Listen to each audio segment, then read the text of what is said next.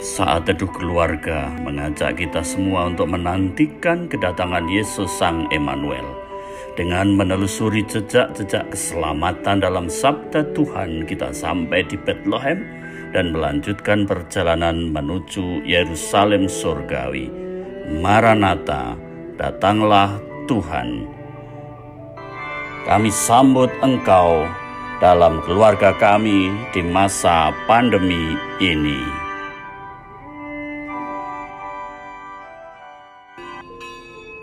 Dalam nama Bapa dan Putra dan Roh Kudus. Amin. Maria menerima kabar dari malaikat Tuhan, maka ia mengandung dari Roh Kudus. Salam Maria, penuh rahmat, Tuhan sertamu, terpujilah engkau di antara wanita dan terpujilah buah tubuhmu Yesus. Santa Maria Bunda Allah, doakanlah kami yang berdosa ini sekarang dan waktu kami mati. Amin. Aku ini hamba Tuhan, terjadilah padaku menurut perkataanmu. Salam Maria, penuh rahmat, Tuhan sertamu, terpujilah engkau di antara wanita dan terpujilah buah tubuhmu Yesus. Santa Maria Bunda Allah, doakanlah kami yang berdosa ini sekarang dan waktu kami mati. Amin. Sabda telah menjadi manusia dan tinggal di antara kita. Salam Maria, penuh rahmat, Tuhan sertamu, terpujilah engkau di antara wanita dan terpujilah buah tubuhmu Yesus. Santa Maria Bunda Allah, doakanlah kami yang berdosa ini sekarang dan waktu kami mati. Amin. Doakanlah kami ya Santa Bunda Allah, supaya kami dapat menikmati janji Kristus. Marilah berdoa. Ya Allah, karena kabar malaikat kami mengetahui bahwa Yesus Kristus Putramu menjadi manusia, kami mohon curahkanlah rahmat-Mu dalam hati kami, supaya karena sengsara dan salibnya kami dibawa kepada kebangkitan yang mulia oleh Kristus Tuhan kami. Amin. Yesus lahir miskin. Lihat saja, Yesus lahir dalam kesederhanaan. Ia tidak dilahirkan di tempat tersembunyi seperti di rumah penginapan, tetapi di tempat yang diketahui oleh umum. Ketika tiba waktunya bagi Maria untuk bersalin dan ia melahirkan seorang anak laki-laki, anaknya yang sulung, lalu dibungkusnya dengan lampin dan dibaringkannya di dalam palungan, karena tidak ada tempat bagi mereka di rumah penginapan. Lukas 1:7. Di Bethlehem Yesus lahir, sebuah kota Daud, sebab dari semula Daud berasal dari kota ini. Lukas 1:4. Ini bukan Yerusalem yang banyak tempat menginap karena banyak orang datang untuk beribadah, tetapi Bethlehem, sebuah kota yang lebih banyak menggambarkan kehidupan peternakan. Banyak padang dan domba, penggembalaan di Yerusalem. Karena itu Daud juga seorang penggembala yang diurapi menjadi raja.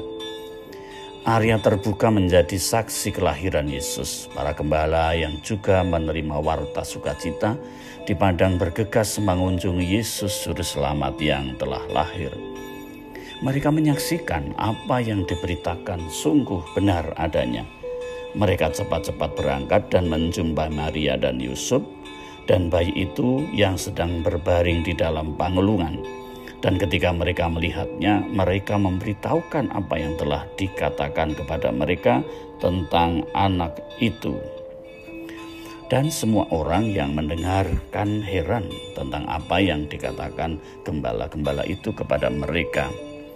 Lukas 2:16-17. Yesus lahir dengan bungkusan kain lampin di palungan. Ini kisah tentang kesederhanaan, bukan dengan kain-kain dan jubah-jubah. Betapa Yesus memang lahir dalam keluarga sederhana, menjadikannya diterima oleh khalayak umum, terutama orang-orang yang terbuka dan pasrah. Yang digambarkan itu tentu bukan menceritakan fakta sejarah secara runtut yang memang bisa berbeda satu penginjil dengan penginjil lain, melainkan kisah iman. Kesederhanaan ini bukan kehinaan, melainkan betapa Allah menjadi dekat dengan orang-orang biasa atau orang-orang umum dan terutama yang terpinggirkan. Marilah hening.